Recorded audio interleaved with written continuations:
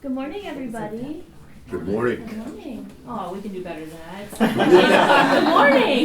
Good morning. My name is Nicole Bosley. I'm the program manager here at the Daytona Regional Chamber.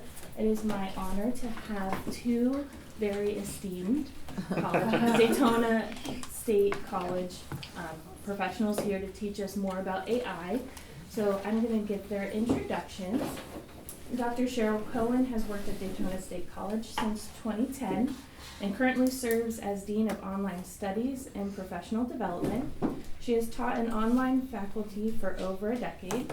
Her areas of expertise include academic librarianship, training best practices, and she holds a BA in English and Psychology, or philosophy, and a master's in Library and Information Sciences from Simon's College, and an ED in Educational Leadership from the University of Central Florida. Go Knights. Go Knights. Yeah.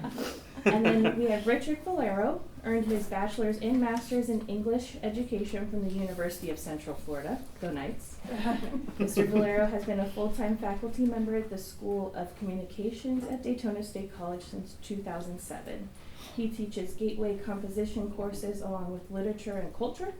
Since 2019, Mr. Vollaro has served as the chair of the school's communication, where he oversees instruction in composition, literature, and speech. So if you guys give me a warm welcome to the presenters. All right, so who's ready to hold hands with the robot? All right, yeah, very exciting. We're so happy to be here. You know, it's like anyone's like, hey, do you want to talk about AI? I'm like, sure, of course, absolutely. So it's just such a fun topic and timely, right, and current. And so we're hoping that we can share some things with you that we've learned. There aren't a lot of best practices yet in AI because guess what? It's pretty new in its evolution. So we're all kind of learning together, but we think we've got some interesting things to share with you. So here we go. And look at this. You can touch the screen and it does things. Hopefully. Did we disconnect? Cheryl can touch the, yeah. There you go. There we go. All right, so this is our agenda. So introductions. We're hoping to know a little bit more about you and sort of maybe if you're using AI or not, and you know what your needs are. And then, of course, we're going to talk about how generative AI has come to Daytona State, whether we wanted it to or not, and how we've sort of adapted in the last year to it. We'll talk about different Gen AI types and services and things that you can use for different purposes. We'll talk about use cases that might be interesting for you as a business owner, how you might use AI to enhance your business. Kind of go with it instead of go against it. And then prompt engineering is a new thing. Might be a whole discipline. Who knows? We might be teaching courses on this.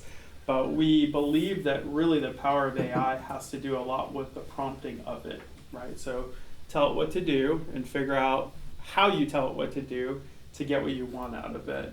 And then we're going to pair up and we're going to do a little hands-on active learning because we're not sages on the stage. We actively teach and engage. So that way it's not just us talking at you. So for introductions, let's see. Hey, it's working. Yeah. All right. You already know who we are. That's pretty close, like what we look like. In AI form, that's kind of who we are, what we look like. So we will go past And that. we are academics, right? So, Mm-hmm. so you are the subject matter experts on your businesses. And really what we want to do today is learn a little bit more about your area of expertise, the business that you oversee, and how you would want to use generative AI for your small businesses. Yeah, and our role right now at the college with AI is that we co-chair the AI Governance Council. There's an academic side and a business side. The academic side, we're talking about things like ethics and academic integrity and teaching with the tool. And then the business side, they're looking at things like data security, and how to, use AI to make processes easier maybe and automate. So two different sides we work together. And that's kind of why maybe we were invited, is that we have kind of been leading the charge at DSC to, figure this thing out. So, but for introductions, we'd love to know who you are, what type of business you are running, what your experience is, and what access you might have to it. So, would probably be the easiest way you want to start. Start here? Yeah. Hi, good morning, everyone. I'm Tangela Boyd, and I'm the marketing specialist for the Daytona Beach Area Convention and Visitors Bureau. That includes a lot of digital and social media management. So AI is always popped up, especially in the last couple of years with, helping me to write or copy, whether it's, mostly for social media. I do a lot of writing for social. So things like that, even if paid advertising campaigns, they, Facebook has a whole AI generator to help you write the copy and who select your audience, your target audience, who you're sending to. So I guess, and then marketing efforts, copywriting. So mostly for writing right now? Okay, and what AI do you use currently? Well, actually none. None, okay, great. So that's Perfect. still What Meta has one. Well, Meta with Facebook, with Meta, automatically yeah, has with it. Okay, that. so as you're sort of Googling something and then the For- AI. Writing ad copy, like Meta will help you Right. kind of freshen up your copy, maybe give you a new idea. Yes. But as far as writing the copy itself, when I've talked to other people and when I've played around in it, it'll pull something I probably wrote. You know what I mean? Right. So that's the thing right now, and I've talked to others in a similar position as myself, and they're finding the same thing. It's like, yeah, it's great. It can write copy for you, but it's probably already something that themselves or their organization has Right. already put out. So that's Your the thing. level of expertise is already more sophisticated Right. than what generative AI might produce for you. Right. Yes, and that is part of our discussions at the college. If our students are submitting something where they clearly use generative AI and we're like, listen, you have to work, just like you would do group work, you have to maybe work with the robot, but ultimately you're cultivating your own expertise to have that collaboration and have it be sort of a back and forth process. Yeah, Right. and really the line that we're trying to draw is that as an assistive technology, AI is really powerful. To generate for you, not so much, right? So, I teach composition, writing, and voice is really important. And even students can discern, like, oh, that was written by AI versus that was written by a classmate. In an online course and discussion boards, they can point to, I don't know, that doesn't sound like one of my classmates, right? And so if we can tell the difference, think about like as a business and you've got a customer who sees this and goes, I don't know if that was written by a human. That could be really discouraging for your business, right? So voice, tone, how much can AI assist rather than take over for you? It's going to be really important. Yeah, you want it to feel authentic. Yeah, I find when I use it for writing, because now that I'm thinking about it for newsletters as well, I do digital newsletters, and there's that component. Hey, we can write it for you, and what they put out is like you kind of have to go in and humanize Yeah, it. it's a starting point, And potentially. yeah, it's a starting point. But not the end point. We've noticed when employees and students sometimes email us, and it starts with, I hope this email finds you well. We're like, oh, yeah, I wrote that, right? We know automatically. And in some ways, the recipient then is affected by that message because we're automatically like, wait, are you being genuine? Do you with me? find me well? Yeah, I'm like, and you emailed me 3 times today, and yeah, I'm still well. Okay. So again, it's got that like pattern to it. I mean, like when you teach college level writing, we teach students to go beyond like a formula or a pattern, right? Because like that's just the building blocks, and so AI is providing that building block of writing, but like the sophistication isn't there yet, right? So. Good morning. Kay Galloway. I also work at the Daytona Beach Area Convention and Visitors Bureau in marketing. We've been using, obviously, like ChatGPT. I was in Adobe Firefly beta testing with them because my background is in design, and So I wanted to test and use that. We used it in a couple of places, but being in tourism, it's very important for images to be authentic to the destination. But it is great for concepting things. But I think where I'm most interested on AI is we do a lot for marketing, and we get a lot of data points now. We use geo-tracking, we do geo-fencing, all the campaigns.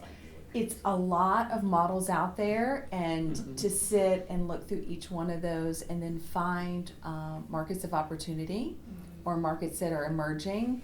I would be most interested to have like an assistant, an AI assistant that could go through the data, glean the information so that we could see it more quickly instead of, I saw this, but so-and-so saw that. Does that make sense? Is it enough? You know, so I think that's where AI would be best used for us, especially when it comes to data points. Yeah, and that's something we talk about at the college too, which is, like, I don't know if you use Microsoft in your office. We do. So you probably have access to Copilot? Yeah, we've been talking about it a Okay. bit. I think we might have to do a little upgrade on a few things to get the Okay. ones that we would want, yes. Yeah, because if you're gonna use it for data, and this is kind of part of our ethical discussion, you wanna make sure that you're being mindful of what you're putting in. Yeah, And what's because- being kept inside this now, you know, millions of databases generating information, that you're not putting in data that is Proprietary. right. Yeah. Yeah, and like for us, we wouldn't put like a student's financial information in because of the security. But that's a new concern for data security. It's like, wait, so like I'm front loading this algorithm with all this information. I don't know how secure that is. Yeah, Once I put it in. but Copilot would be considered one of the safest It ways is, to yeah. do that for data. Gotcha. And we'll talk about that a little bit more. Yeah. Hi, I'm Kristen Johansson with Core Concepts Leadership, small leadership consulting company, just myself and my husband, so very small business. And I know that although he has delved into it, I literally created my password yesterday. So no, I have not. Right. I do have 3 college-age children. So I'm learning to, I would like to educate myself as far as that is concerned as well. But I also have been hearing more and more like, oh, I just chat GPT'd it. You know what I mean? As a tool in daily processing and daily work with various people's businesses. And so I'm curious to see how I can make use of it safely, effectively, uniquely. Yeah. Yes. So you don't sound like the person that writes the email that starts with how you well. For sure. Thank you. So I'm a newbie. My name is Robert. I'm here with my fearless leader. We're both with DataZap. We're a marketing data provider. I think the last 13, 14 months we've been using primarily GPT, mostly for its predictive ability. We use it to try to predict our prospects' intent, their conversion potential. I use it a lot for code generation and smoothing out, optimizing our web development. Not so much for content creation. We try to keep that as human as possible. But I think we're going to soon be getting more into like Llama and Mistral and some of those other LLMs. But yeah, still a whole lot to learn, but it's been an interesting journey for sure. Hi, I'm Liz Berger, Enterprise Risk Management Director at Security First Insurance, a homeowners insurance company local to Florida here. I've used ChatGPT. I mostly use it for things like I'm studying for an exam, so like helping generate index cards, and like I fed it the learning guide to like help do that. I've used it to do PowerPoint slides, but usually to generate images, which are usually spelt wrong and like funky, so like doing a simple Google search is better.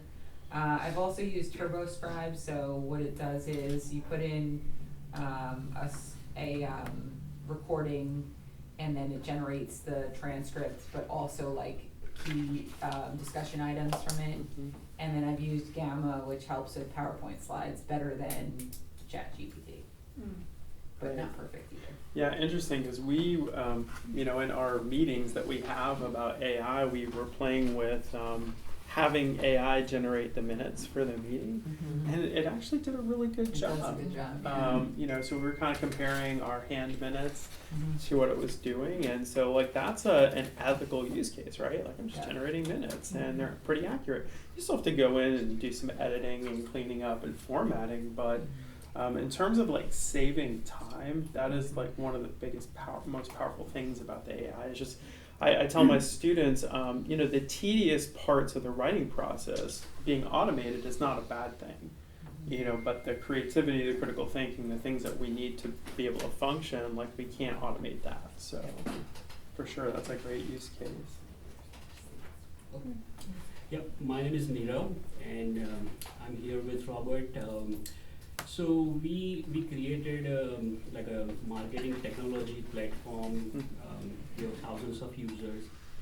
So I would say a pretty good experience with AI, and I'm here to understand more specifically ethical side, the data security side, and so our intention is to even improve our user experience using various AI tools, and we are still kind of in a learning journey. Sure. Yeah. I'm Wendy Madelone. I'm the new marketing and communications director for Security First Insurance. And I've played around with AI and all the different things whenever it becomes available. So Canva and Photoshop, Illustrator, seeing which one, you know, does each task better.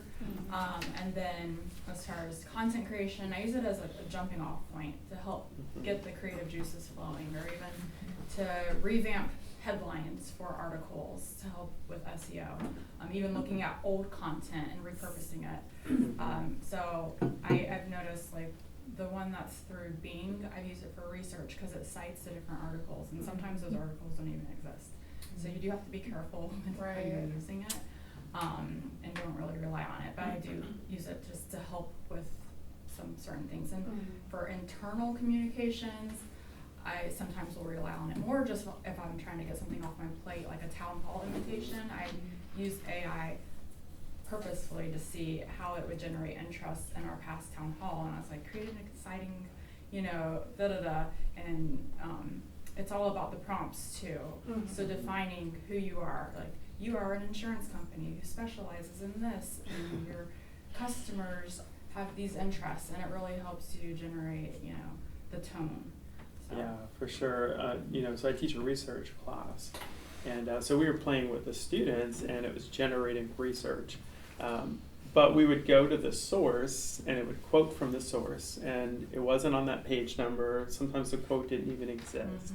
So when it can't figure out how to do it, it just kind of hallucinates, it makes it up, and it looks really good. It sounds good, right? And students are like confused. You're like, wow, this just sounds great. It's doing everything I needed to do. Then we talk about ethics. Well, in research, if the sources are not being referenced correctly, how do we believe the data, right? And so again, so you have to be very careful about what looks and sounds to be legitimate might not be, and then that undermines your credibility and your ethos. So that's been a huge concern. But then, you know, on the plus side, you talked about Canva. So we did this on Canva, played it with it for the first time. You know, I thought PowerPoint's the thing, right? And now it's like, not anymore. So, you know, some of the things that it would suggest and help, and, you know, it almost like takes you down this path. Like you start with something, it's like, hey, you want to try this? I'm like, okay, I'll try that. And then it's like, oh, and what about put this here? And I'm like, yeah. And so that prompting that it does, like, you know, some of the generative AIs, you might say, like, you know, give me an image of this, and it'll say, oh, do you want some flowers in that image? I'm like, oh, yes, right? And I'm like, oh, that looks better, and it'll keep prompting you. So that, again, like that power of like it adapting as well is really great. So. My name is Jim Rose. I'm a semi-retired attorney and just here to learn. Don't know very much about AI at all. So I'm looking forward to it. I'm Janet Kersey. I'm Executive Vice President and COO for the Daytona Regional Chamber. We are so delighted to have you all here. I definitely want to learn more about AI because our staff uses it, and I need to make sure what they're using. Because we want to make sure that message. But it's important to business, and to see so many businesses here that want to learn more about it and grow with it and use it. We certainly want to be part of that wave and understand where it's going. I have gotten engaged with ChatGPT, so we're not married yet. Is it a new relationship? No. I'm a writer too, though. I love to write, and I do a lot of strategic plans and business plans and annual reports and things like that that can be very lengthy. So I'll have ChatGPT just kind of look at what I did. And then I'll assess whether I like what they changed or not. So. For sure. Yeah. Just like any collaborator, right? Yeah, it's like a great collaborator. So, but I think what you're saying is right. It has to be a genuine message from you, and you use it as a support system because we tell staff make sure that if you're going to copy everything from ChatGPT and then you have to stand up in front of a group and talk about it and you don't know what you're talking about, and they'll say you wrote that, you sent that out, but you don't, because you weren't engaged with it.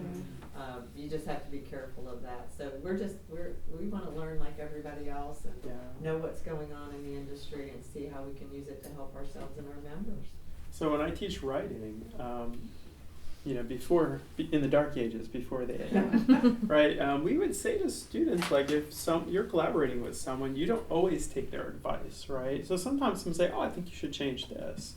You take ownership of the writing, and so just like another human who might make suggestions for edits, you don't always take everything that is suggested, and it's the same with AI. I find this useful, I don't find this useful. I like what you did there, I don't like what you did there. So you can't trust the AI or the robot more than you would another collaborator who might have similar suggestions that you wouldn't automatically adapt to. So, writing is a process where we get feedback, but we don't always take that feedback, right? Sometimes we do, sometimes we don't. So it's really no different. Okay, my name is Savannah Bradley. I'm a branch manager with Wells Fargo in the West Ormond area, and I do have ChatGPT as an app. A customer actually advised me to download it months ago. I have not used it, so I'm here to learn more about the AI experience. Thanks. Great. I'm Dominique. I am a branch manager from Wells Fargo. Also, I'm in the West Daytona area. I have dabbled a little into ChatGPT as well as Canva, so I'm just wanting to learn a little bit more about it all. Yeah. Hi, I'm Serena from the Early Learning Coalition. We're a nonprofit and we work with families, children, and child care providers. I started using ChatGPT a couple months ago. My aunt is a professor at Stetson, and she's a writing teacher, and she has started incorporating AI in her curriculum. So I've checked it out. It's very helpful with generating like social media content, and I actually used it to revamp one of our sponsorship letters that we send out. We have an event coming up, so I just kind of wanted to freshen it up. And I just wanted to learn some other tricks that I might not know about. Great. Hi, excuse me, I'm Christopher, business development for ServPro here in Volusia County, and I've been using ChatGPT, or what is it? It's because my logo's different. Wrong. It did change, didn't it? So it is ChatGPT, but OpenAI is the company that owns it. So that's like collaboration. That's about it. Yeah. That's what I came to. Yeah. Great. I'm Pam. I'm the Community Outreach Coordinator at the River to Sea Transportation Planning Organization, and I use it in Canva a lot. I've used it with Grammarly, and that's about it so far. I just actually attended a records management conference, very exciting, and they talked a lot about using it in records management as well. And You mentioned minutes, I never thought of that, that's an Yeah. awesome idea. You ever ask someone, who wants to take minutes today? And everyone just puts their head down. It's like, I can't do everything. Come on, everybody. But, it's kind of that task that you, kind of do. But, there's nothing wrong with about doing it for us. So. Hello, I'm Terry Kane Tyler. I'm a licensed insurance agent and independent associate with Legal Shield. I'm deviating. I don't use chat. I use NowSite. Oh, okay. And with that, you build your own avatar and you put in there like I'm 5th generation Floridian, I do this and that and the other. It builds your avatar. It also, Eric Worre, who's like the granddaddy for multi-level marketing, they put all of his webinars and his writings and everything and created an AI, Eric. I asked it a question and it went through and generated a response, and then that prompted another question for me.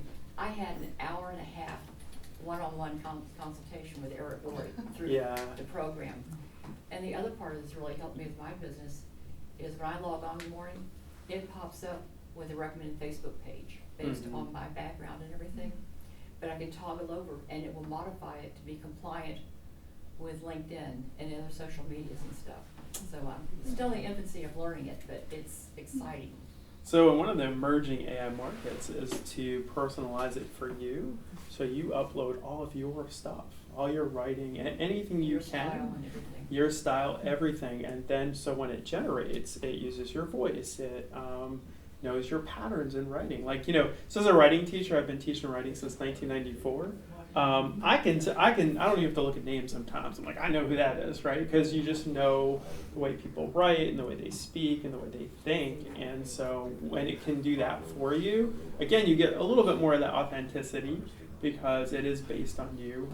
That's why if you send the ChatGPT email and then you send one that you generate and they don't sound the same, someone's going to go, wait, is this the same person, right? So that consistency in voice and stuff, that is going to be a thing, I think, where, this market is going to target people to say hey, you don't want to sound like a robot, do you? Well, you can still utilize these tools, but it's just based on you, right? So definitely an exciting progression. There's another component too that's fascinating. I can look at someone's LinkedIn post, I can copy that, paste it in to NowSite, and it will generate a response. Yeah. And then take that and paste it back over. Okay. So it's a time-saving type thing. For sure.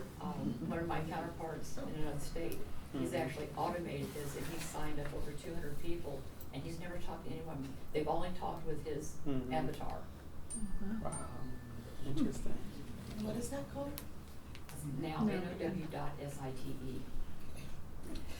My name is Heather. I'm with Infantry Tree Services, and we are a newish company, but I'm trying to structure us a lot more and have repetitive information and content so people that look for us know what we do, how we do it, why we do it.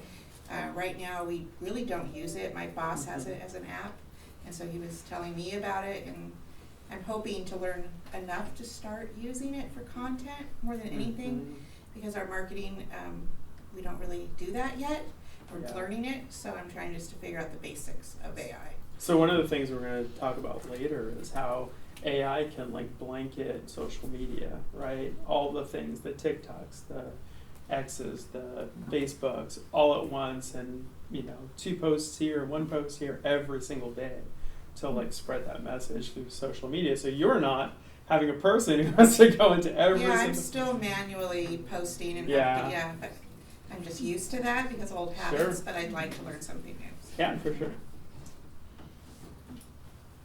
Hi, my name is Kathy. I am with Timothy's Steak and Hoagie Factory. We're a food truck, and I am just starting to dabble into it just to get my sales and marketing ideas for the week. What am I going to do? Facebook post ideas, just dabbling, and I'm just hoping to learn a lot more. So. Absolutely, yeah, for sure. Hi guys, Connor with Easy Breezy Accounting and Taxes. I'm here with my amazing boss Suzanne. I love the name. And we've dabbled a little. Brownie points. But no, we dabble a little bit in AI. We've used it a couple times for post creating, and then a couple times for letters of engagement and contract writing for clients and things like that. But yeah, just here for more education on how to use it, because right now it's kind of like just copy paste, so don't know how to necessarily make it do tasks or make it like preemptively ask questions back to kind of better our options. But yeah, right now struggling is just, we put something in, we get something back, but then we still have to tweak it a bunch to make it like to our standards. So. Yeah, for sure. Suzanne Engel, Easy Breezy Accounting and Tax. I created it, but we do it together, so we're a good team. Yeah, checklists are a big thing, right? So I started just like dumping some stuff in yesterday. I don't use it enough, but it's like, boom, I get my checklist, and then we can save our brain because there's so much. And then, we math it, so getting the words out and being able to describe, taxes and the numbers and the financials to clients. So being able to utilize that. I'm not really good with words, as you can tell. You know what I mean? So it just helps me, gives me ideas. Like I want to say this, and it'll give me something, and then I can make it my own. For sure. Just use it for assistance. My biggest thing is it original? I always wondered if all of us asked the exact same question, would each of us get a completely different answer, or is it repetitive, or is it always different? That's my big question: is how original is it? Theoretically, it would generate a different response. It might make like the same sort of key points. I mean, that's something else to consider, that this machine learning, what it's drawing from also is a lot of like open information. It's not necessarily, for example, like scholarly information that you would get from like a library, things that are behind a paywall. So that's something to keep in mind too, as you're using these generative tools. They're not necessarily accessing all of the maybe scholarship or proprietary data that you would want to be included as part of what it's generating. But theoretically it would generate something different. It helps with estimated tax payments too. I see a lot of people have trouble. So I went in there and I said, I'm single, I made this much money, that I took like a paycheck stub. So I've had to create Excel spreadsheets or go through answer the questions. Like we have like a tax caster, things like that, right? But it takes some time to calculate those things. It takes some time to create those spreadsheets, to modify them every year for the federal tax tables, to do all that. So I just typed in, I took a client's pay check stub, and I just said, I'm single, I have no dependents, this is my gross, this is my federal withholding, I'm gonna get this much bonus, what's my estimated taxes, and it told me what it was. And so and then 1099 clients and things like that, like this is my 1099, and I'm married, my husband made this much, I have 2 dependents, and you put that in, and it gave me just like that, like estimated, and it was right. You have to tell it what year, you have to be very, very, very specific. Yeah, you have to be clear about your prompting. Yeah. And that's part of what we'll talk about today too. So it helps with efficiency. It does, and also for your area specifically, like if you're kind of looking at like federal trends or even state trends, because a lot of that will be published on .gov sites, for example. A lot of that is going to be part of that, generative process, because those are public-facing sites. That's part of like the machine learning. It's really, again, like things that are behind some sort of paywall, like more like academic journals and scholarships that it wouldn't necessarily have access to. And also the recency of the information. So it kind of takes a snapshot and it bases everything on that snapshot. So if it took the snapshot 6 months ago, then what it's drawing from is not maybe recent information. So if it's something that hasn't changed, like a federal tax law, right, cool. But if it is a recent change, you might not be getting the most recent information. So again, it's, what do they say, like trust but verify. You have to be very careful, right? Because if it's not recent, if there's a change, then you have to be mindful. And the more you pay, sometimes the more recent, right? So like the free version might have been from last year, but if you pay the subscription, you might get a more recent information that it'll draw from. So again, one of the limitations of the AI for sure. Pam Cooper Photography. I downloaded it, but I have not really used it. I will use it for communication with clients, to revamp sales letters, things like that. So I'm interested in learning more. Awesome. Terry Saveston, Southern Stone Communication, also chairman of the ambassadors for the Daytona Regional Chamber. I just want to reach out and say it's great seeing this kind of turnout. for a chamber event. I'm scared. I'm scared. I'm the old guy. They're going to replace me. I want to know what I can do. I need to learn this because I'm going to be replaced, and I want to know how I can use it in the sales funnel. Yeah, I mean, it's for all of us, it's really staying ahead of it, right? So, people and the professors are like, online education's a big thing. What happens if, the person who's facilitating the class isn't a human? What does that look like? So we have to make ourselves kind of indispensable. And again, like, AI is only as good as the prompt, and a human's got to prompt it. It can't prompt itself, so we're going to get into that. Right? Yeah, and then check it, right? So like, I would not always trust what's generated, and sometimes it's just a starting point. Like some folk, I might generate a job description for like an adjunct position, and I wouldn't have it do it, but I would say like, hey, can you make this sound more exciting or more interesting? And then I might use some of those changes. I've done that recently. Like, how do I freshen this up? Right? That's a great use case, but it didn't generate the original, right? I had to do that. So again, it's got power but limitations as well. So as long as the limitations are there, we're okay. Yeah. So. I think we had a couple people come. Yeah, some folks. Yes, Candace Duncan. I'm claims director at Security First. And experience with just playing around with it, a little bit in ChatGPT, and just really trying to follow the trends. My team at Security First probably thinks I'm borderline obsessed with it. Just anything that comes out, like one of my team members actually sent me this, I was like, I have to go. So, but I have a daughter that's going into college, summer B, and then I have a 7-year-old, and just really not just understanding for myself, but helping them understand it and what does the future look like for them. Like, I mean, not that I'm not concerned about myself, but what we thought they used to have to do, like, used to be like, you have to teach kids coding. Well, now it can code better than most humans. So, like, what is the next step forward? My oldest, who's going into college, is going to do animation. So I'm like, well, what is that like for her when they can generate stuff? Yeah, I'll tell you, our computer science folks and our digital media folks, they're not scared. They're loving it. They're like, wow, we're doing so much. This code that would take me hours to write, it did 10 minutes. They still have to check it and debug it and all that. But in digital media, they're so embracing like some of the things that, it can save such time with. But they have to have that creativity to, start. Right? It's not going to be creative for you. It can mimic, but not well. And they have to have a baseline expertise, right? Like it sounds like that was part of what you guys were doing with some of the coding for web development. You have to have a baseline expertise to know, well, where is the bug that I need to fix? Oh, I'm Isis. This is my lovely boss over there, Heather. We work in Frenchy Tree Services, and throughout the office, we do use it sporadically at random times when we feel like we're stuck with wording or templates and things like that. So it'll just be overall helpful, just like with the company understanding what we can use it for, different ways we can use it. So that's where we're kind of really excited. Yeah, great. Thank you. Awesome. All right, did we get everyone? All right, so we're going to hope our touch is coming.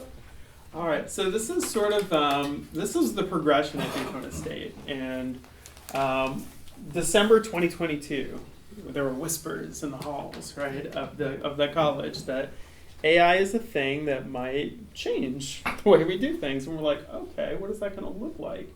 I don't think we anticipated quite the impact at that point, but we had heard about it, right? ChatGPT was sort of like beta, and not everyone could get an account yet. So, students aren't actually that fast at adapting to these things, but once the floodgates open, then they all kind of rush in and do it. So by spring, our AI detection tool became active again in beta. We use a service called turnitin.com, which is like a plagiarism checker, so students upload their work. It just checks to make sure that it's their original work, right? And for research, really important. Making sure that they're learning. Like, we use it as a learning tool.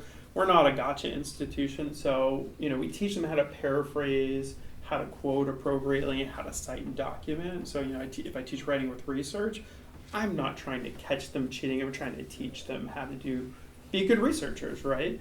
And so then Turnitin added this AI detection, and there was some confusion is, what's the difference between AI detection and plagiarism detection? Well, you can violate academic integrity by using AI to generate for you, right? So if you take credit for someone else's work, that's unethical, that's plagiarism. So sure, but also if you use AI, at what point are you claiming authorship, or are you using it as an enhancement? So we were like, whoa.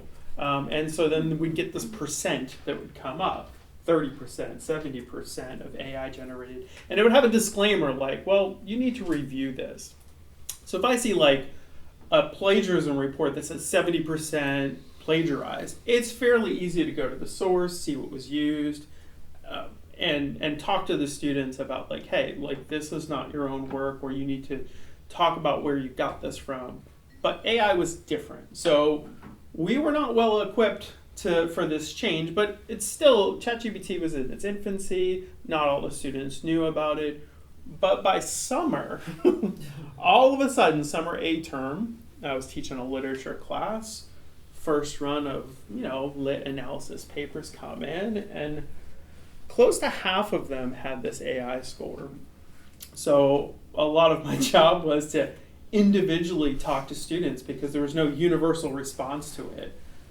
How did you use it? Why did you use it? Coming to understand their use of it, their rationale. And one student said, like, I just convinced myself this was okay. So they were confused too, right? Because like, it's a tool, just like a calculator. Great, but can you use a calculator on every test? No, right? So we had to have these conversations. We had to start as an institution talking about our process, our policies, our procedures, and that it was very relative, unlike plagiarism. AI use is relative, and this is going to happen in the business world as well, I think. There will be relativism in how we use it and what's appropriate and what crosses the line. So for us is like, at what point are you violating things like copyright or not giving credit to the sources? AI doesn't tell you where it's getting the information from, right? So who's the author? So that's the ethical dilemma our society is in, right? If I create an ad and it generates text, and then I put that in my ad, am I the author? Is AI the author? Did it steal it from another author? Uh-oh. So again, we've got to consider, now if I put text in and it edits it for me, okay, I feel better, I'm the original author. So again, we had to start preparing students for like the ethical dilemma of authorship in the same way we do with plagiarism.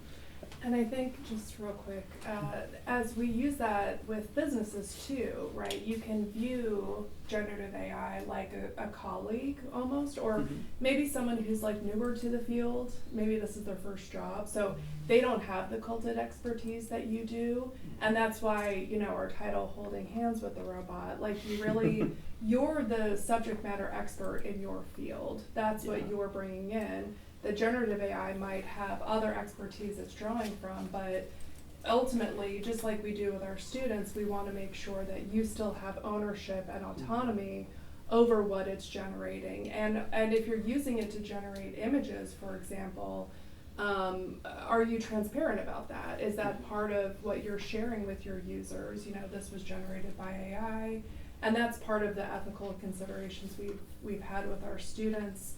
And just one example that made the news recently, there was a lawyer who used generative AI for one of his briefings, and the judge caught it. And it's a big part of it was because it was citations, right? The hallucinating of citations. It was citing these court cases that never happened. It was his due diligence to go in and review it and to make sure, like maybe there was some things he could have used, but ultimately it's his responsibility to review what is getting generated, and that's part of what we want to do as ethical business owners, and also business providers, for our customers, our students, but also for your employees. So as you have your employees use it, creating some of those guidelines around the use of generative AI for your businesses. Yeah, absolutely. So we progressed into the fall. We learned a lot in the summer and the spring.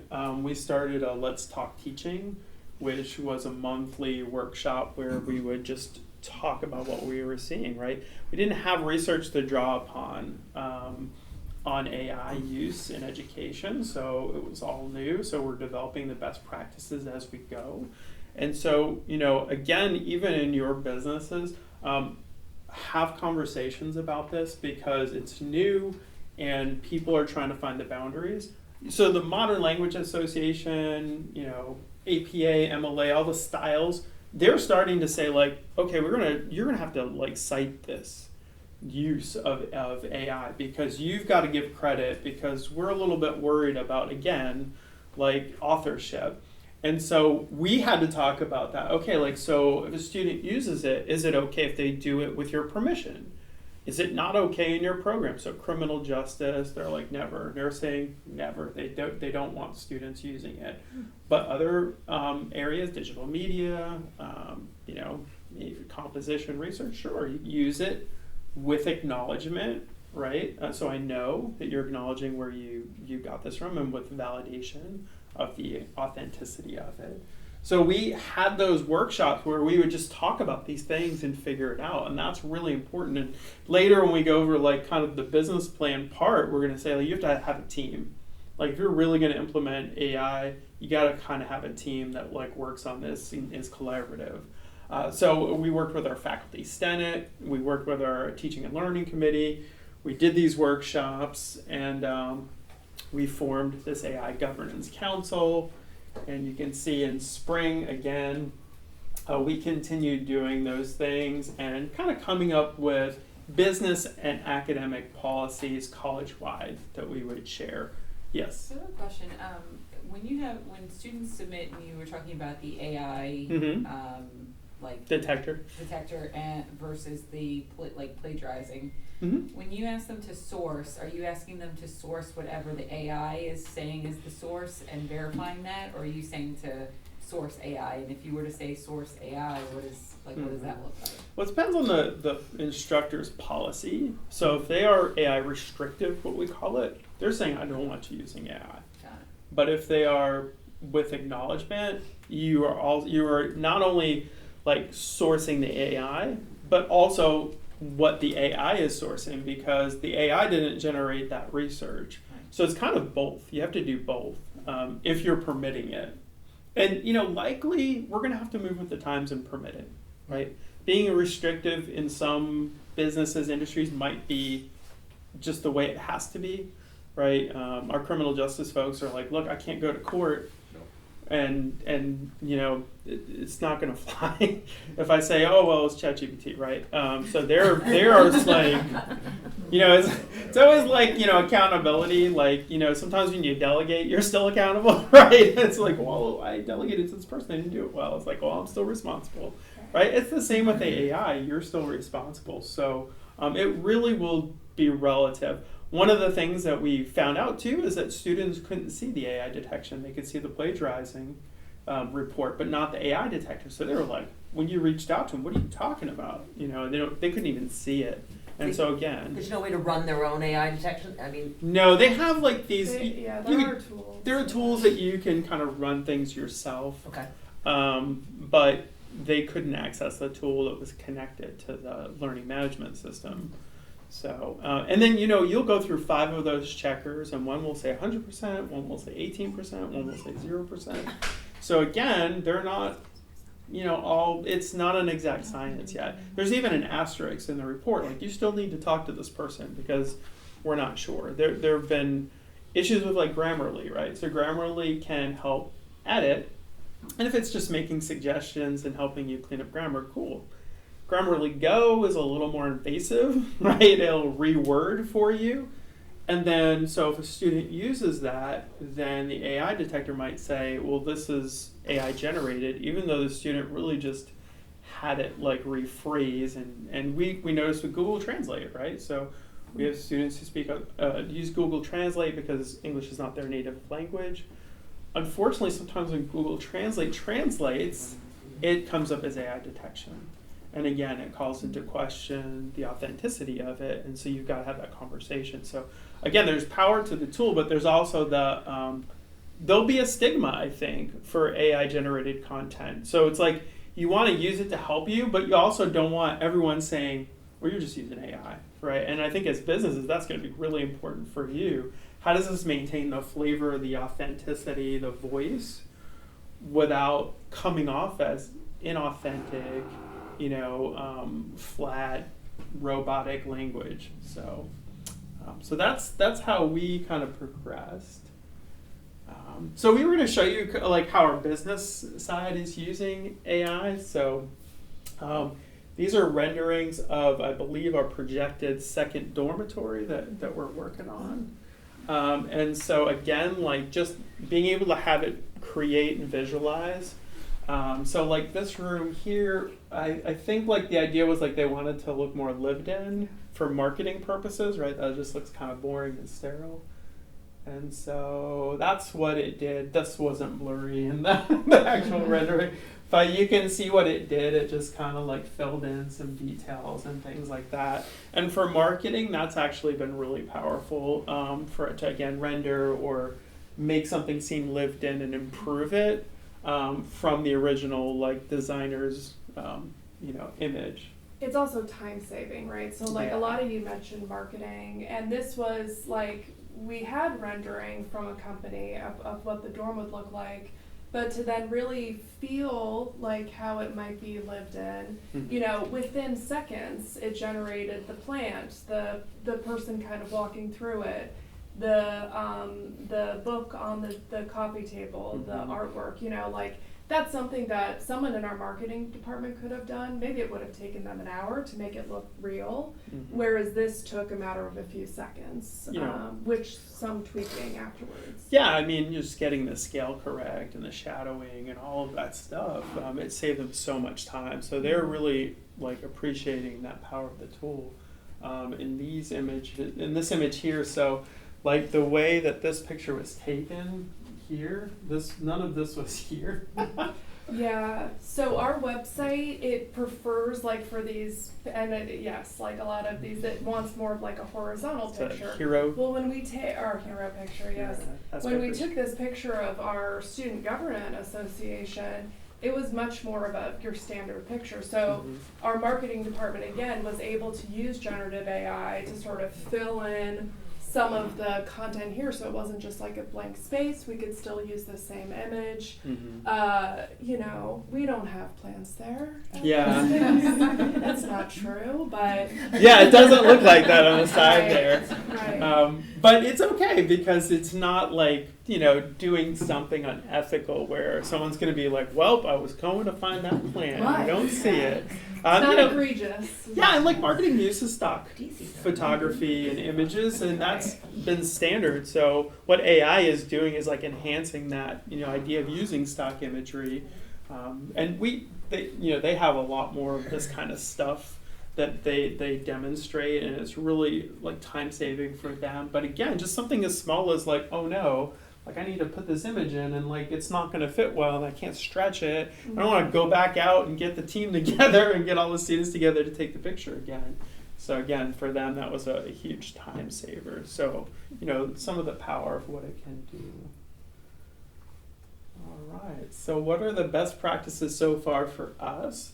So we had to add a generative AI usage policy to our syllabus just so that you knew what that course, what they were doing with AI. Were they restricting? Were they asking for acknowledgement? Were they like, we're going to use it for everything? Just being transparent. I think, again, like in a business, be transparent with what is okay and what's not okay. Because, again, data security ethics are important. So you've definitely got to like define, are we like, we're going to use AI for as much as we can, or are we going to be like, we're going to be careful and cautious about AI use? Again, you don't want something to get away from you. So I think every business, every institution is going to have to decide what are we, and does this match what we're doing, and is it ethical and fair and going to keep us out of trouble? And when we developed this, we looked at a lot of other higher ed institutions, right? So we looked at a lot of peer institutions, state Florida colleges. We looked at some universities within the Florida system. We looked at some universities and colleges outside of the Florida system. So we really wanted to first do a lot of information gathering so we ourselves could know, well, what is our generative AI usage policy? And we don't have to reinvent the wheel for that. And this is linked, so it's something you could see off of our front-facing site. So these are all of the different, there's 5 options here. I keep using like Goldilocks and the porridge. You can sort of choose your temperature. So it goes from, you know, fully prohibited all the way down to freely permitted with no acknowledgement. And I think as business owners, again, that's part of what you want to do. Some of the considerations that you want to communicate to your customers, this is how we use this. And then also to your fellow teammates to make sure that, again, they understand the parameters of using some of these generative AI tools and, you know, what's too far. Yeah, just like in education, transparency is going to be very important just to keep that trust with your customers, with your employees, right, with our students. And so again, if I'm AI with permission, okay, make sure you're getting permission. If I'm like, do whatever you want, I can't then not be happy with the result, right? So here, course outcomes, if I say to a student, hey, you know, I'm going to be very tough on you with grammar, but don't use Grammarly. Well, why am I restricting them from this tool that is, you know, it's going to keep evolving and becoming a part of people's routines. So, so my outcomes for that course need to mirror what I'm asking of the students, right? And what I'm limiting them to do. And then, you know, again, for us, for ethical use, it's not just one thing. It's a combination of things to teach students, probably the same with employees, how to ethically use it. It's not just one. So when I have a conversation with a student who gets an AI detection score, it isn't just like, you've got this percent, you're in trouble. You know, it's nuanced. They have to like talk through their process. So everything we do with AI is going to be our process. And then there might be parts of that process where like, that's not okay. So again, that's developing. So what is generative AI? So we'll do a quick little video just to give you an overview. What exactly is generative AI? When new content is created by artificial intelligence, it's called generative AI. This could involve generating texts and images, as well as videos, music, or voices. To do this, you describe in a chat dialog box what you want the AI to create. This description is called a prompt.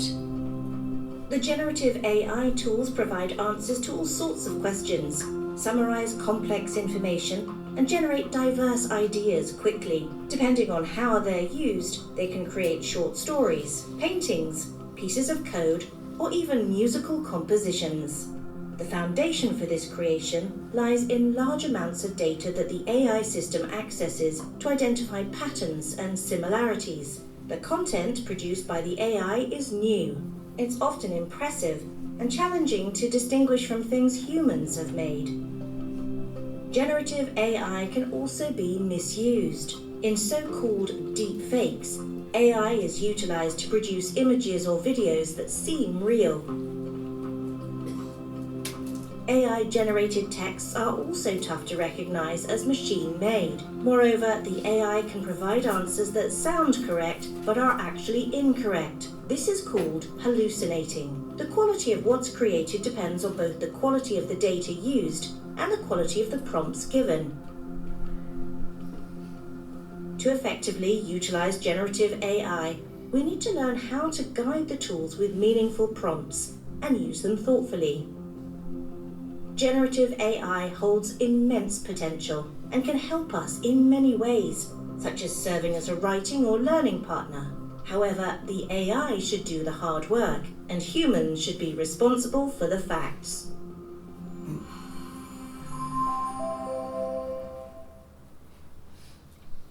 And so one of the things that I highlighted is that the power of AI is it's fast, right? It does things quickly.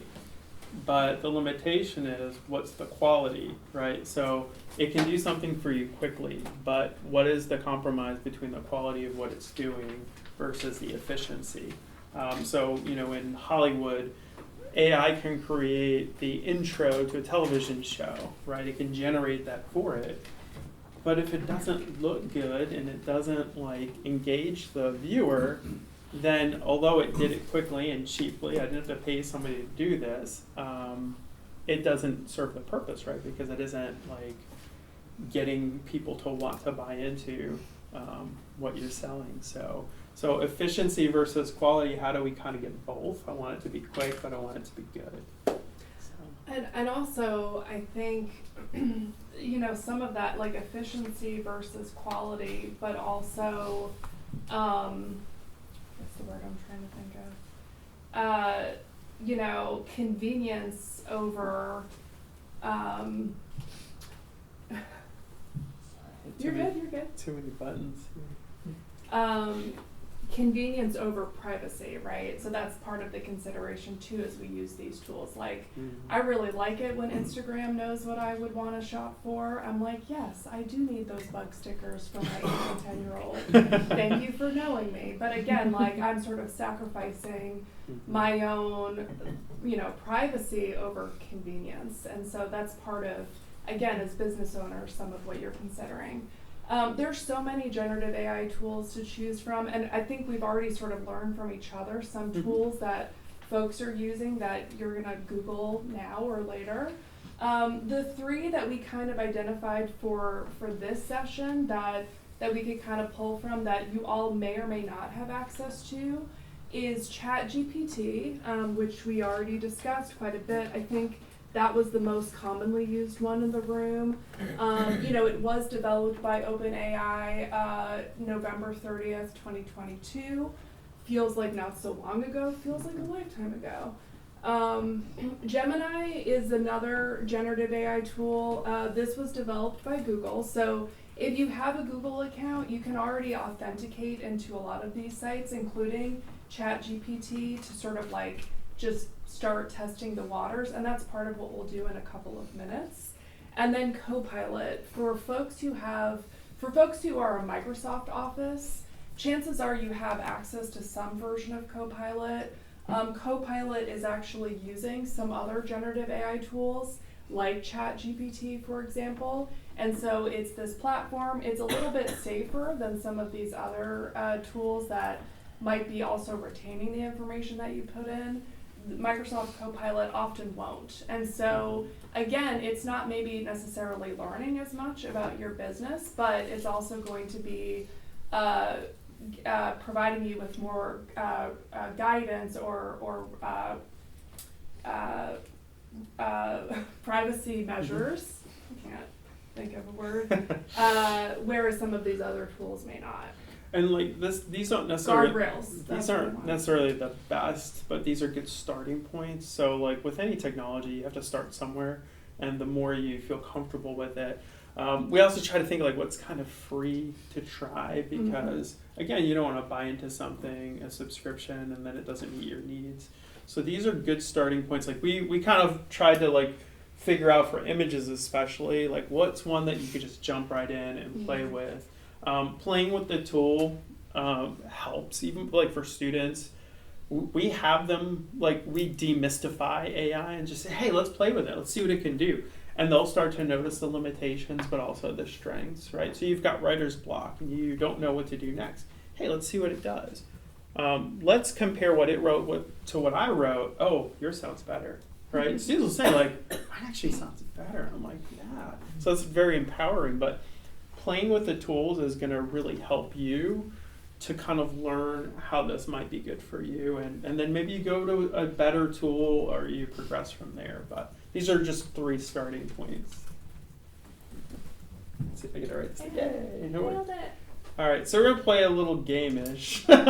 Human or AI here. So click on it. And so this is going to kind of show you, can you tell the difference, right? So that's going to be important. Like I said, authenticity. If your customer can tell the difference, it might diminish what they think. So And the way we're gonna vote is we're kind of just gonna do like majority rule. So it's gonna give us 10 examples. We're gonna say, is it human generated? Is it AI generated? And then we'll discover. All right. So this text here will give you a minute to just sort of read the first few sentences, and then we'll decide human or AI. Can everybody kind of see that? I know, gotta squint for folks in the back. All right, so was this AI generated? Was this, okay, was this human generated? All right, I think more people said human, so we're gonna go with that. Okay, what about this one?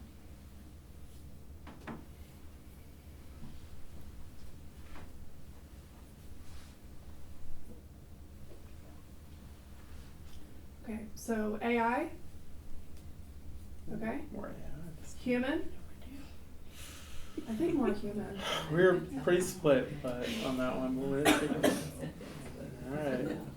You thought fake news is bad. Deep fakes are where truth goes to die. All right.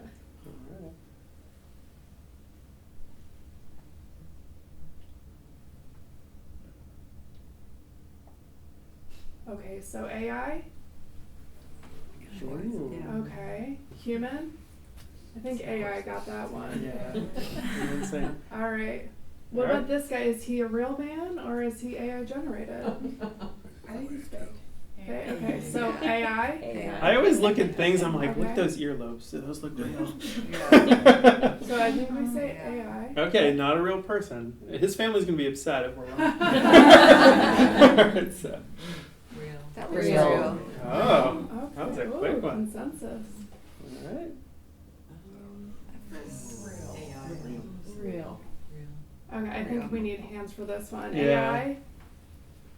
Human. More All right. human. All right. AI. Ooh, immediate. The glasses. AI is real vocal, you guys.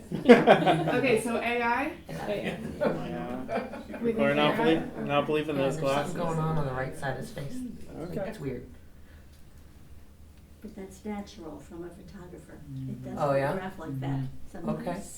Yeah. So expertise here. Yeah. All right, so AI.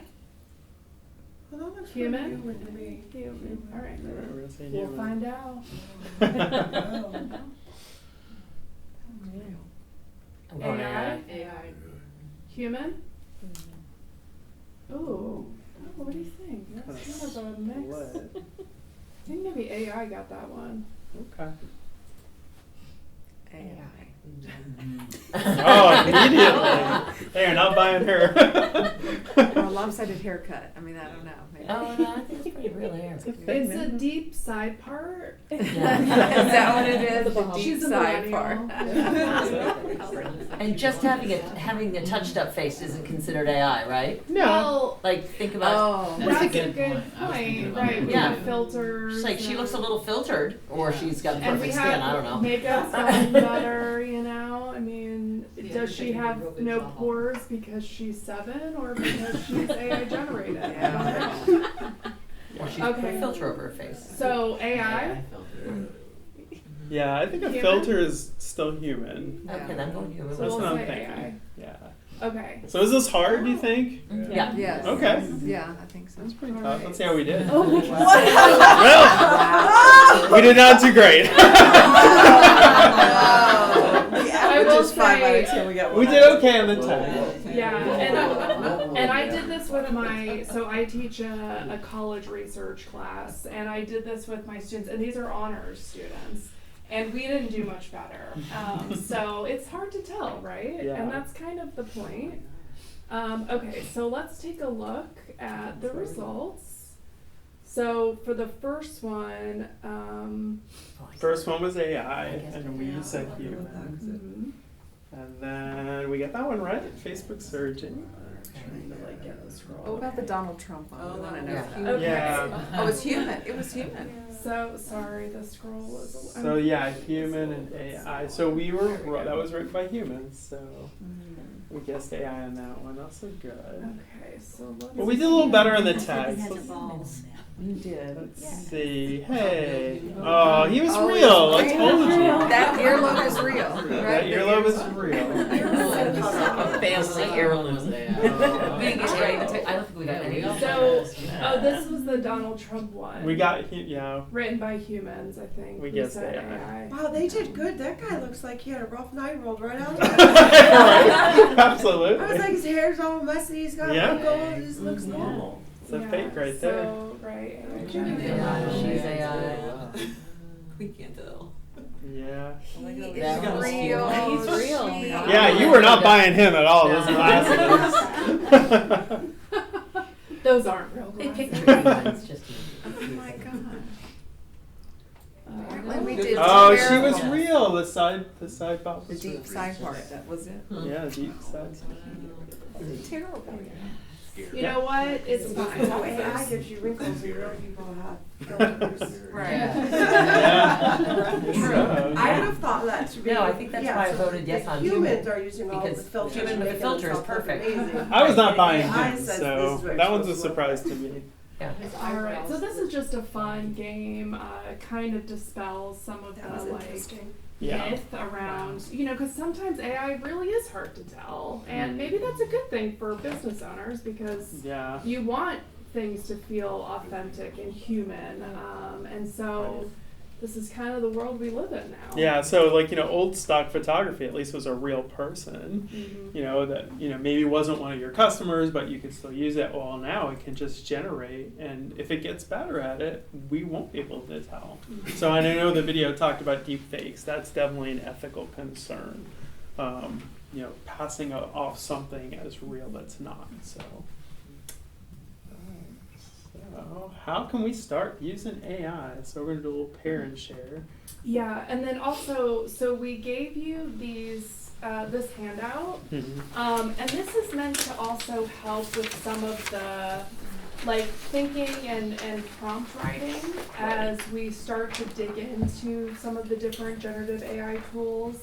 For example, on the first page, you can see an example of an AI prompt. So often what it's going to generate, be it text or an image, is going to be only as good as what you're providing with it. And a lot of times the generative AI tool will allow you to sort of have a discussion with it. So you can go back and forth, you can be a little bit more specific. And what we'd like to do is to have you get it, I think there was about 30 of you, so we were thinking of groups of 5 people per group, and kind of like where you're sitting, if you could get together and start to talk about, for example, what is your AI objective? Like, you came in here kind of curious, maybe you had a specific goal or a specific tool that you wanted to use, kind of discuss that with your group mates. Identify the needs that need to happen in order to achieve that goal, and again, depending on the tool. What team within your business would you need to put together? So like, some of you came with your business partners, your colleagues, and so this is already maybe the team. Maybe there's someone else that you want to include. And then based on your needs, what would the AI platform be? For example, one of them that we didn't have up on the slides, but Canva is what we're using to create this presentation. There's now AI built into that. You can develop images with Canva. It's called like Magic something. And so again, like there's a lot of different, especially for a lot of the marketing folks, that might be a tool that you would want to dabble with a little bit, or start with Gemini, for example, to do some of those images. And how would you begin that implementation? Yeah, so you don't need to have all the answers today, but just start to think about, this is kind of how you would start implementing AI into a business, right? So these are the things that need to happen for really to you maximize the tool the best way. So. Yeah, so if you could kind of like, I think like even if we have sort of 4 groups, like the Yeah. front end of the table, the back end of the table. That probably is better. And maybe like discuss with yourselves, okay, well, what is the AI tool that you want to start using? And just as a reminder, and we can go back, the tools that we recommended as a starting point, especially if you've never used generative AI, would be one of these 3. So ChatGPT, Gemini, and Copilot. And I think Nicole had mentioned, go ahead and authenticate into something and pull it up.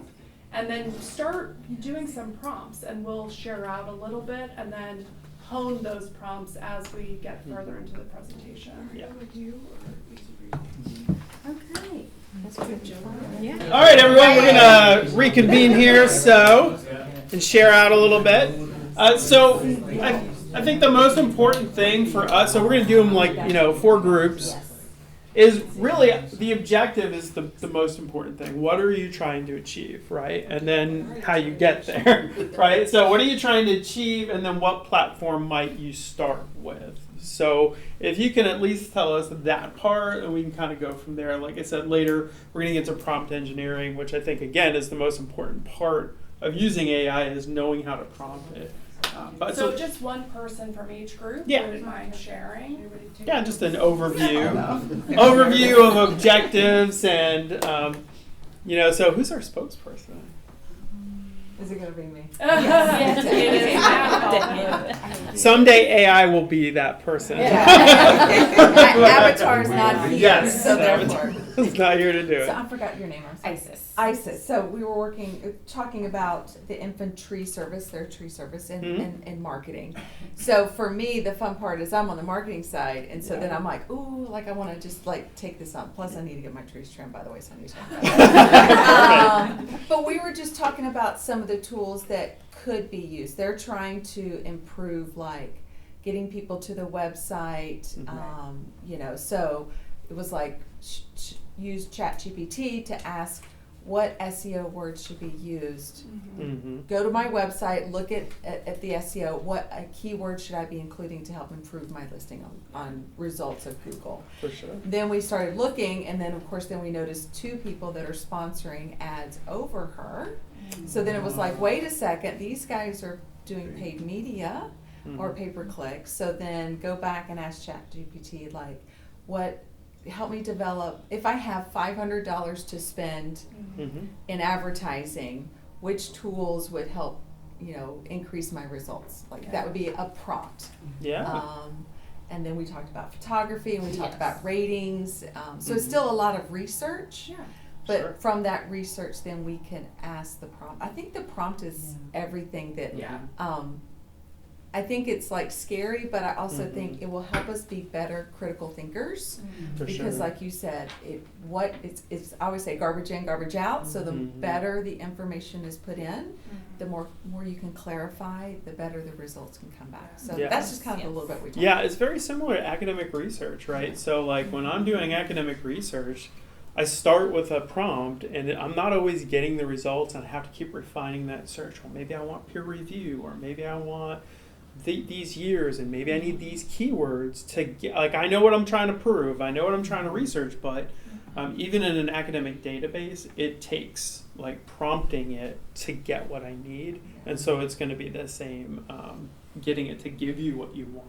And you can use it to cultivate some of that language, right? So like I have a master's in library and information science. I love talking about language and how we can use it to make things searchable, to work within the metadata, to have things be findable. And just like with my students, I'll say, okay, well, when you say food insecurity, do you also mean food deserts, right? So these are maybe 2 synonyms that we could use that could also help you in that marketing capacity identify with your users what is the language that they're using, what is the common nomenclature for that. When I have students, a very common topic might be like climate change. Well, global warming would be a synonym for that. So again, like thinking about, I don't know a lot about this topic right now. I can also use the generative AI to help me think of some of that language that I would then develop into that memo or that clicked on marketing. What is it, Chad? We forgot something. He was filling it in. It's like, excuse me. The robots taking over. You want All to right, great. Great, thank you. All right, you're Oh, sorry.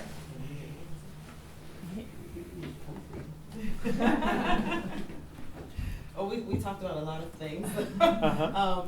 And I think overall, I think the thing was maybe efficiency, just being more productive and efficient. 3 different examples. For our company, I work in insurance, property insurance, so I talked about ways that we currently are using it. We use it a lot in catastrophe responses. Actually, I think the recent tornadoes in Tallahassee. We get a lot of imagery before and after storms and information that we can then get sorted automatically and then look through that and see what we want to prioritize in terms of customers, whether they've reported a claim or not. And a lot of times we'll do proactive reaching out to customers based on that information and either confirm it. A lot of times it is correct. It's not always correct, but a lot of times it is correct, and then it'll help us to be more proactive than reactive for storms. And then we talked about emails. In his particular business, he gets a lot of spam, so he wants to be able to find his real emails. I think we all probably get a lot of spam emails as much as we don't want to. Sure. And being able to sort through that to get to the important stuff. But you know, if he wanted to look at the other stuff later, have it sorted automatically. I think Copilot can do that already, but I don't have that version. Like, all right, it's locked for us. I can't do that already. And then for him, it was for as attorneys, like large amounts of discovery using that AI to go through information and determine what they need to prioritize and look and organize it in a manner that they can use and make sure it's correct and check it so that he doesn't stand up in court and say cases that didn't happen. That would be wrong. Yes. I think it's a more organization quickly to be able to make decisions and move. Yeah, what I'm hearing from a lot of folks is filtering information really helps with efficiency. We get bombarded, right? And so then you've got to prioritize. Like as a department chair, I'm over the biggest department in the college, tons of professors, adjunct students. I've got to prioritize, and I get 1,000 emails and calls, and what is most critical, what am I going to start with? So anything that helps prioritize that, you know, my inbox, like, okay, who needs me right now? Who needs me tomorrow? What can wait till next month? That's all really tools that are going to help us. Never, summer, never, nope, not today. I like the reminder aspect of it. Yes. We have some, like, I'd be interested when we do get the full Copilot opened up in my company because it'll integrate across like Teams and everything. But I like how it'll sometimes remind you. I was like, hey, we saw that there was a date in here that you didn't look like you responded to this, and I'm like, I didn't respond to that. And sometimes the AI platform is about the ecosystem that you're comfortable with. Are you Google? Are you Apple? Are you Microsoft? Right? Because if it can integrate with it, right? So for us, it's an LMS, learning management system. What integrates well with learning management system that helps us again be able to use these tools without having to go outside of it, right? So again, like whatever flavor you choose, make sure it works with the things that you are your common drivers. So I have a question on the sorry, I know on the the note taking piece, like the minutes, right? Talking about time saving. If you're in a Teams meeting, I get it. Copilot's integrated into a Teams meeting, and you're in a virtual meeting. What if you're in a real meeting? Like, do you set it up and let it listen? Yeah, you can just have it. Yeah, there's a lot of tools. So like Otter is one of them. You can OTTO, I think. You can. So I had to write a dissertation a couple years ago. I'm still recovering, but when I conducted my research and did interviews, I recorded the Teams session with a student. I had Otter on my phone recording it, and I had Word listening and recording it. So because like Word documents, Word. That's right. Yeah, because you can do that in a Word document and in a Google Doc also. You can have it listen and sort of record the things too. And then you can go in. And what's cool about Otter is it will also pull out commonly used words.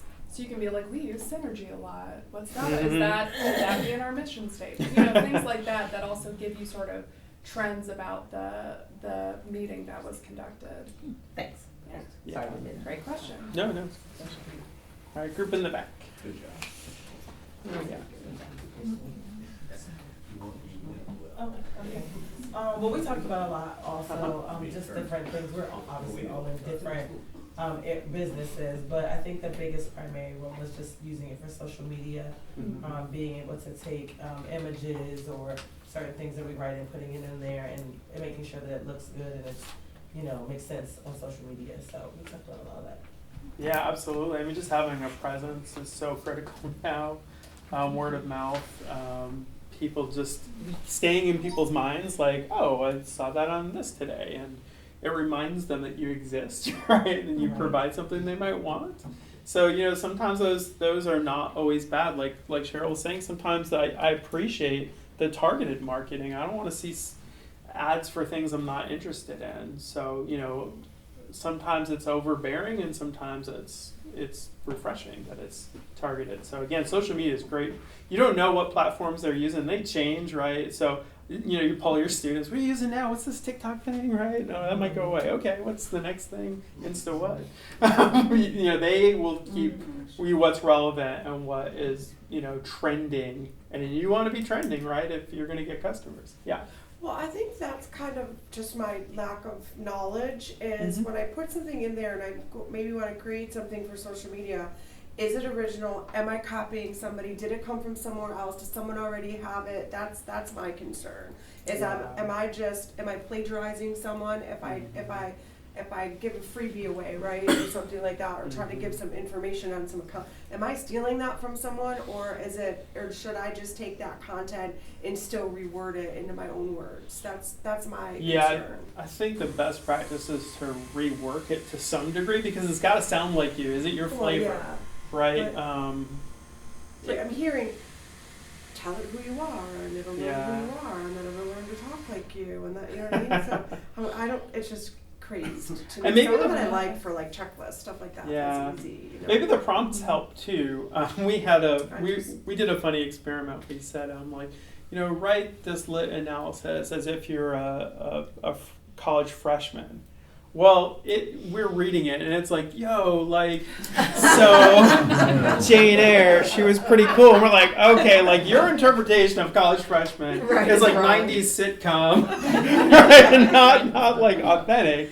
So again, like that prompt needed to do a better job with voice there, ChatGPT. But that's the prompting part, is capturing like what do I want it to sound like, so it sounds like me.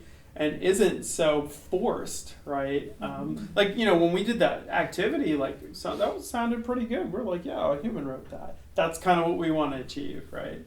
So. Yeah, or one of the prompts you can use too is write a rap battle between Barbie and Oppenheimer, right? And it'll do that for you. So it gives you a specific voice. You just have to be clear about your criteria and your prompting. Yeah. All right, last group. Oh, we kind of talked about that, but we also talked about once you get your results you want, whether you've worded it to what you need it to or not, and the content you got, whether it's a picture or script or whatever, how do you then use that to then automate your processes? So will it post for you? Will it notify you that you missed an appointment? How's that next step work once you get the result that you got? So the prompt was the hard part. The AI does the work, but then AI isn't necessarily fully automation. So how's the next step necessarily work? Yeah, I think it depends on what service that you choose and what they offer. We're a Microsoft campus, and our students now have access to Copilot also. And so oftentimes it's things will just sort of get updated with Microsoft. I'm like, that's new. I don't remember seeing files in a meeting invitation. And, sometimes I'm like, that file was from a year ago, that is not relevant to this meeting, but sometimes I'm like, thank you, Microsoft, that actually was very helpful. So some of it is you're kind of just receiving it, and it's suddenly different and getting updated in Google or ChatGPT or Microsoft. I tend to watch a lot of YouTube. So I'll look at some people that I trust on YouTube that have cultivated these expertise. Or our learning management system is D2L Brightspace. So there's videos that I'll watch and kind of just subscribe to in order to keep up to date on some of these tools. Yeah. Or podcasts. I listen to a lot of podcasts. And again, you can kind of learn from these cultivated expertise. Yeah. To answer your question, there are a couple of tools, and of course you can use YouTube to learn. but Microsoft Power Automate, and there's another tool called Zapier. Zapier, So yeah. you can extract, set it up to your calendar, but you can learn like just figure out through the YouTube video. Those are the two tools we use most. Yeah. But Zapier, that seems to be the go-to. Yeah, The Power Zap it. Automate also very powerful. You can just pretty much create any flow. And ideally, you want to set it and forget it, right? Like you don't want to have to like manage it every day. So that's what we want we want it to automate. I always tell students we want to automate the tedious tasks that we don't want to keep doing, and keep the authentic work and creative work to ourselves. And that's part of like choosing the AI platform, what fits within the budget of your company too. So that's part of your strategic planning, your budget management.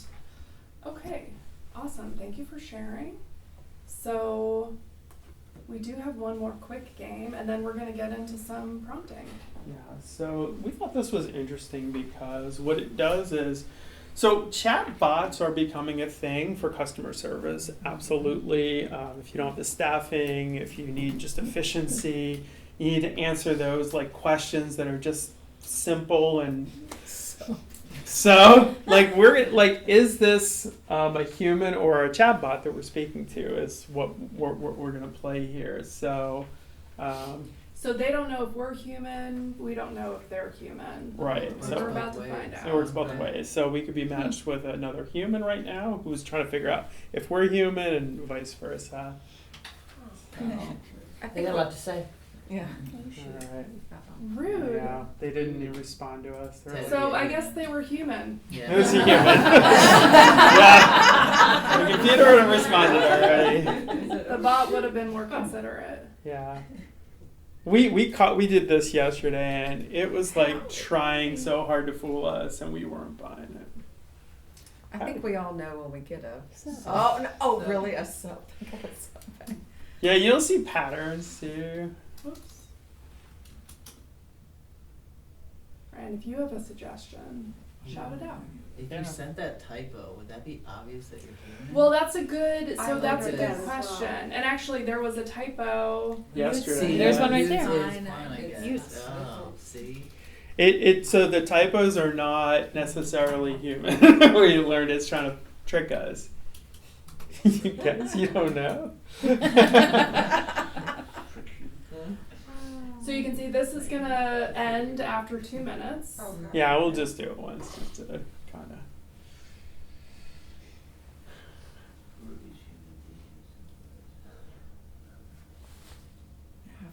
I'm sorry, this is a real job for someone. They just sit here all Yeah. day and I just. was thinking that too. This is what they No, do. No, it's just like no, It's a service. Just, right now. right. This is another user who's logged in and Doing is the same thing it we're with us, doing. or it's a bot. Okay. Yeah, so the computer's doing it itself, and we're the people on either end, maybe. Oh, I didn't really catch that last one. Bored. They're gonna think you're human. Yeah, the board. That's why gonna they're on think you're here. computer. It's a human. We're thinking it's a human. Yeah.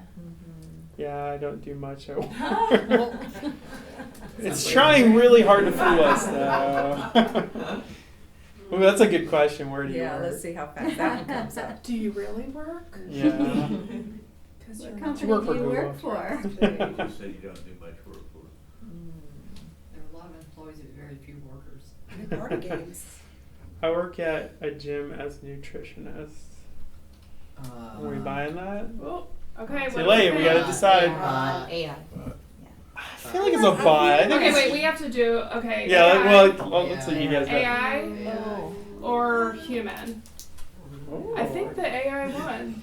Well, let's Alright. find out. We've been wrong plenty of times. You were spot on. Yeah. Yay! Look at us. There we go. We're learning. We got it. We are learning. We're learning more than The nutritionist at a gym kind of. Yeah. Yeah. I was like, no, you're not. Like, you're bored at Yeah, work. you got time to be bored. You need to. Yeah, with lots of typos. Yeah. So we're talking a little bit about use cases that might interest you. All right, so chatbot, good segue, right? For customer support. People don't hate chatbots. I think that's a misconception. They hate them when it's not telling them what they need to know, right? And then just give me a human because it's not giving them the information. But when done well, and if AI evolves and feels human, they want an answer, right? And they want to get served. So it can be powerful for customer service. Yeah. Did you see the? Oh, I'm sorry. Oh yeah. The recent updates with Sora, where it was the guy gave the task to his AI to basically deal with. I don't have an iPhone, I'm an Android person, but take his iPhone back or send it back because he had issues, and so they were talking to each other. Yeah, AIs. that's right. And so the person's AI confirmed, and you just type in like latest updates, right, Sora or something. So all he had to do was confirm with the person that he received, I guess, the email after he had already done the whole transaction back and forth, because you're watching this happen. Sure. And it was a whole customer service transaction happening without the person. I guess he probably gave the prompts. Yeah. But he didn't want to deal with it. I mean, that's the reality, is like people don't want to be in hold. The people want the information they need. People want to feel like they're being taken care of. So definitely self-service can be good for customers if it's efficient and accurate. So again, we always talk about AI. If it's giving the wrong information, you gotta be careful. Don't tell the customer something that's not true. But again, that's a use case. Well, typically, like a chatbot isn't going to tell you anything the website doesn't already tell you. Yeah. So if you've searched the website looking for the answer, and then you are told to ask the chat box, literally giving you the same information that you just did your entire search on their website, whatever it is, looking for information, that's annoying and redundant to me. So, at that point, is the chat bot supposed to just be so I don't have to bother looking through the website? Yeah, oftentimes it's pulling from a knowledge base, right? So and it does provide sort of a gap analysis where, the users keep asking this question, I don't have an FAQ for that, I need to develop it. Or I have it, but the language I use isn't the language they're searching. So I need to add some more metadata so that it will also include that as part of the search, so that FAQ will come up. Yeah. So the thing with AI is, like, the more you put into it, the more you learn, like the more the algorithm gains. And so it can be the same with this. Again, it's like for course schedule, trying to schedule thousands of courses when students need them that don't overlap. We have to know what they're searching for. Do they want night classes? Do they want morning classes? Do they take English and math at the same time? And like the more they put in to, searching and going in the schedule, the more we learn their patterns. And that helps us. Like, yeah, they can go on the website and see we offer these courses, we offer them these times, but really like the user is where we get the most information that's helpful. And then of course we talked about AI generated content, daily posts. Again, being daily is, like I noticed, like, I bought shoes at Journeys online, and now on Facebook I get Journeys. And it gave me a badge for being, like, such a great person. So you can display your Journeys badge. I'm like, yes, I got the Dungeons and Dragons sneakers, and now I am a Journeys ambassador, apparently, unpaid, but good for me. And then, like, all the time, and somebody goes on my feed and they see Journeys, and so again, there's tentacles and connections, and I'm okay with it because the shoes were pretty cool, so it was okay. But again, that's what it can do, is keep your presence alive on different platforms. And, the last one was data analysis. I think if you go back to this one. Yeah, data analysis and insights. Turning the data into actionable insights, suggestions, and action plans. We look at tons of data, and we're like, what does it mean? Right? So, like, sometimes it's interesting but not helpful. For me, for data, it's like, oh, that's interesting, but I can't do anything with it. I need something that, like, will help inform me of what an action plan. So you do your data analysis. Now what do I do from here? I think it can help with that. It can find the connection that you're looking for to maybe help you improve things. So again, that's another use case. Of course, marketing, content, optimizing it, targeting it.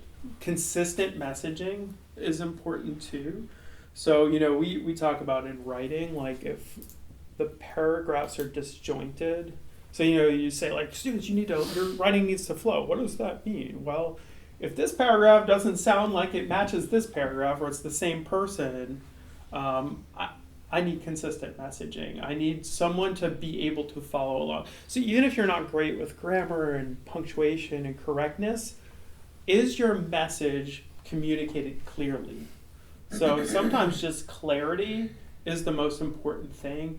AI can help clarify what you thought. Sometimes, you know, in teaching, I'm like, I understand this. Why doesn't everybody else understand it? Well, of course, it doesn't matter if I understand it. If I give you an assignment and you can't understand the directions, even though I think they're clear, then I need to fix that because you're my user. You need to understand it too. Not I can't be the only one who understands it. That's where AI can help you find the things that you're not seeing. How does this clarify the information? And then, of course, automating processes. That's the dream, right? Do it for me. So financial reports, invoices, analyzing performance, things like that. Outside of us, we're academic, but, you know, we know that's important. And then prompt engineering. So this is the most important thing. Like, how do we get the AI to do the thing that we want it to do? So again, we've got a task, right? Yeah, I know we have just about 10 minutes left. So what we can do is we can try some prompts. We thought about putting you back in groups, but I think maybe we should just do it live together. Yeah, let's do it together. Okay. So we have some different tools up. And we can try some prompts. So like ChatGPT was one of the tools, and we can see like it's kind of giving us prompts already, right? Like, I want to thank my interviewer.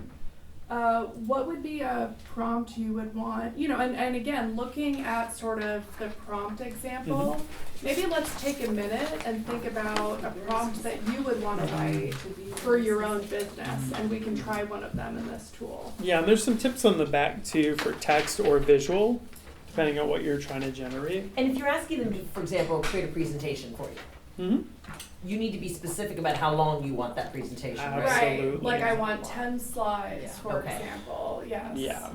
And who is your audience? You know, are these customers? Probably. Right. Are these K through 12 students, for example, if you're working in education? So all of that is part of sort of the criteria that we have. GoDaddy did not sponsor this talk. No, they just had a really cool handout. So, you know, just for me, for a use case, so, you know, if I'm doing a new project with students, like I had them do a blog and reflection on the teamwork that they did in the course. And I'm like, well, how do I assess that? So it would take me hours to create a rubric of criteria and how I'm assessing it at a scale. And I just said, like, hey, ChatGPT, like, here's my project. I can throw the project in there. Here's what it looks like. Here's what my outcomes, learning outcomes I want. Make a rubric for me. And it did, and it wasn't perfect, but it was a great starting point. I refined that. Took less than half the time it would have taken me to generate that. But again, I had to feed it the project. I had to feed it what I'm trying to get, learning objectives. And then I had to edit it. But again, wow, so much. It makes me want to do more innovative things. Like, you do a new project, it takes time, right? Like, I've got to learn how to do this thing. And so that's a case for the AI helping. And this is, you know, we linked to the site that's on the handout, the smallbusinessprompts.com, where you can go and you can kind of like read a little bit more about, okay, prompts for ad campaigns, prompts for branding, etc. And this is just a free resource that you can use. You know, GoDaddy put it together, but you can use it on any of these AI platforms. So just take a minute, maybe write down your own prompt, and then we can try one. Yeah.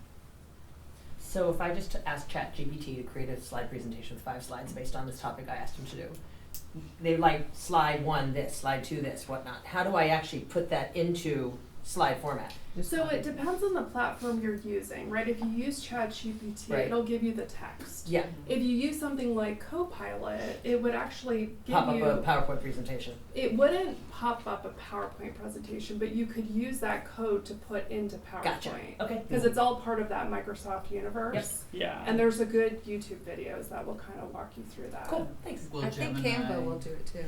Will Gemini translate too to the Google That's version? a great question.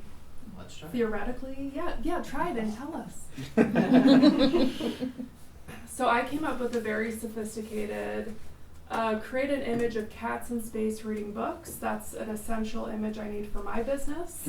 Cheryl is just interested in this topic. And you can see some flavors there, right? So Yeah. again, you've got some choices. Do I want realistic, cartoony, whimsical? Do I don't, this is It interesting. doesn't look very It's much like space. It's like there seems to be a spaceship here, but they're also in like a very physical library. This is realistic. Cats don't do anything you tell They're them in to do. space. Notice they're not reading. And then we can also say, hey, you didn't nail it. That was a bad response, right? Yeah. So And this it is learns. part of the learning. Good point. Same with, let's see, we had Copilot up here. Oh, here we go. So again, see it knows. Rich is logged in. It already knows. And we can use Copilot here again. Did someone have a prompt that they wanted to share with the group? Yes. Yeah, let's do it.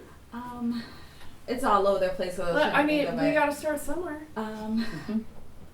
I was gonna say as a prompt, like show me, and is this just for the photos one? No, we could do. So, do you want to do an image or do you want to do text? I wanted to do a text, like Okay. show me an action plan where I can get new customers, new tree service. Okay. servicing customers. So we would. So rather than show, we would want to say write. Right. And then an action plan for Generating new members. customers. For a tree service company. You're in Gemini? So you can see, and that's a good starting point, right? Yeah. So already we have some prompting language. Excuse me. We have write. We want words. We have action plan. We could have said other things. We could have said marketing plan. We could have said strategic plan. Right. So again, we can kind of play with the language. We're focusing on what type of customer, new customers, and we're being specific about the business that we provide. So all of this criteria will help generate a better a statement. All right, so let's go. And you can see here too, we could have added an image, a file, we could have used a microphone. It just gives you. Certainly, this is how they all begin. You generate, Oh, so they'll make it a different version. add, copy, upgrade. If you get 4, then you can All right, so generating new customers for a tree service company is essential for growth and sustainability. And we could have also said like, put this for readers of a 4th grade level, right? Or like there are other things, write in a British accent, like. Just add qualifiers Yeah. to what you're asking. Yes. So, in a tree service, suppose you wanted to have a visual, show me a diagram of a nice tree, it's digital. Would something like this be able to be transferred to a physical brochure that you might want to give your client? What is You should be able to download the image. Yeah, again. most of the time it's Yeah, hard how big of resolution. an image? How good could It gets pretty good. I had to do we were doing a breakout session for meeting planners. It was mid-morning. Normally it's Bloody Marys and mimosas, but they said not everybody drinks, so we also want to offer green smoothies. So I'm thinking stock imagery, where am I going to get Bloody Marys, mimosas, and green smoothies? All together. It was like really weird. So I ended up using Adobe Firefly. I created the prompt. I wanted it not as a photo, but as an illustration. I gave an example of what type of illustration. And it took several times. At one point I was like, I need 3 olives, not 2. Be sure to add the wedge of orange. Like it just kept prompting Yeah. and generating, and it was enough to print an invitation card. For sure, not a problem. It was funny, it was like predicting your text, and you put mimosa, and then it put and demand. Mimosa and demand, please. So it does take a few minutes. You can see images generating. Also, and I know we're at time. So just a couple more things. It will oftentimes tell you, here are some of the sources we use to generate this response. You can also say, again, this was good. You can download it. Ooh, forgot to touch it. And then you can see and we could have also said illustration, like we said image, so it's making it like human people, but we could have also had it be more like an animation. And if you don't like the fruit, like just say remove the fruit, please. Like that's overwhelming. You just have to keep going back and forth and back and forth. Right. So like literally, if you just type in there, remove the fruit, will it fix it? Well, and the other thing too is you can go. So again, this just happens to be Copilot, Microsoft. You open it in Designer, and then you can take things out of the image. So you can actually select components and remove some of it from the image. Or you could keep. It was different. Yeah. Or you can even start the prompt over and say without fruit. Is a AI generated. It's a paid service. Yeah, and it says, like add some color, like you can modify this and say, within this search. Yeah, beach scene, love it. I want this at the beach, or I want this in a boardroom, right? Well, I had created them as singular images on transparent background, and then I went back and asked to add a beach background, and then I merged the two in Photoshop. So yeah, that's great. All right, we are at time. There was just one more thing that we wanted to ask you, if you don't mind giving us some feedback. Which is, as business providers, as future supervisors of our students, what do you want Daytona State College students to know about generative AI or not know about generative AI? There's a bit of a bias in that you're all here because you're curious. I think if you didn't want your future employees to know about generative AI, you probably wouldn't be here in the first place. But we would just like if you could spend a minute and give us that feedback. This is a tool we use sometimes in the classroom. It's called Padlet, and this is a nice way where you can post a response. We can pull the Padlet up, see that response in real time, and then save that feedback. So if you're in a meeting and you want some engagement from your customers or your fellow colleagues, you can use this tool as well. And you get more thoughtful responses than just hey, somebody say something, right? You can, people that maybe wouldn't speak up or just want to take more time composing a response, it's really helpful for generating that data and information. So. And it gives people a minute to think. Yeah, for sure. And just, QR code, most people have phones, pretty easy to go to.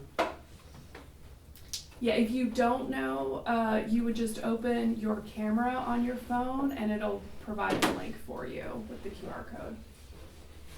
I'm just curious, because obviously they're learning this as it's happening. We're trying to attempt to catch up.